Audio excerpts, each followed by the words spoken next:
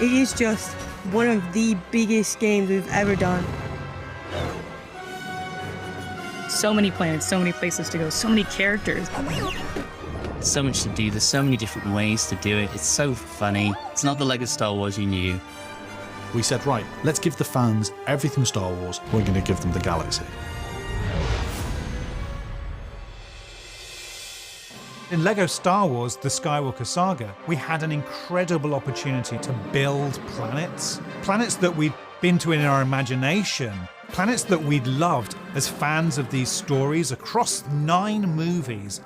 One of the big things we wanted to focus on when we started this game was freedom. We wanted to blur the lines between levels and open world exploration as much as possible in this game so that it felt like one big cohesive galaxy.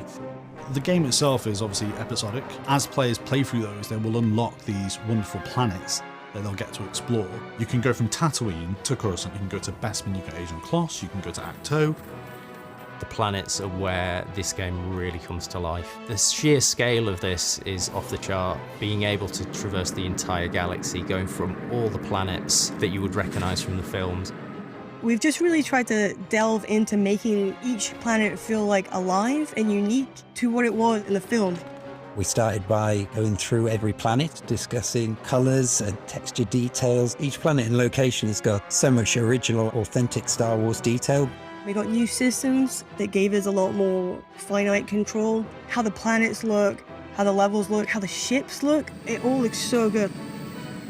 There's also a couple of little details that people might not really observe straight away. One of them is the Lego weathering effect. When you have the players or vehicles transition through the environment, they become sort of dirtier. For example, Tatooine Desert, all the characters like have sand on their feet.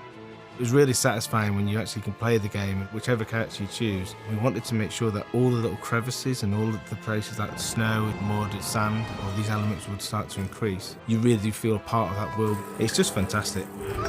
Away! Get out of here!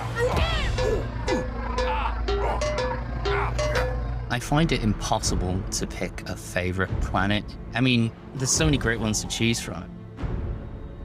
Cloud City in Bespin is a great one because it's such an auditory experience. You got all the ships flying past you and you got all the people walking around. The first time I landed on Naboo, you come through a clearing of trees and you just see the lake and you have the sun and the clouds in front of you and the sun's reflecting off that. It's absolutely beautiful. My favourite planet is Endor. I was just the right age to get excited about Return of the Jedi. I loved the Ewoks. Just go to all of them.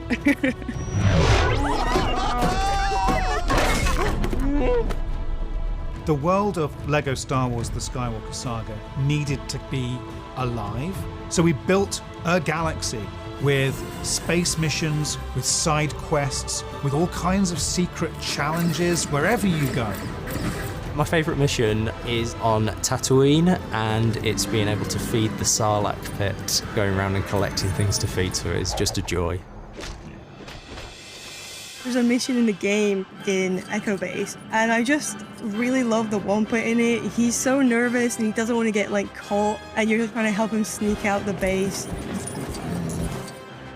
There are some missions where the player will follow a string of missions. That mission giver might send you from Acto to Exegol, and you've got to travel across the galaxy and finish that mission. And that's something new we haven't actually done in previous games so much. Within our game, there's a lot of collectibles, and the Kyber bricks are something the players are going to find throughout the planets. These are awarded in puzzles and sometimes can be awarded in missions. Along the way, you can get distracted by all sorts of like collectibles and missions to take on. And before you know, you realize, I haven't continued the story to about half an hour. I've been too busy collecting Kyber bricks. Completing missions and other events are how you unlock your favorite ships to fly around and your favorite characters. You'll see characters in this game that you have never seen in any of our Star Wars games. We created them just for this game. I really love that you can play as Mama the Hutt, which I think is just great because I want to be Jabba with lipstick on. Characters such as Yaddle. Babu Frick is hilarious because he's so tiny. I am a huge fan of Star Wars, so I was so excited to be part of this. It was even more exciting to get to work on these planets I've loved seeing in the films and exploring them even more. The work that the team have put into it is incredible. I couldn't be prouder to have been part of this game. We were able to capture so many worlds and bring them all together and really create them the way that we wanted to is something that I'll always be proud of.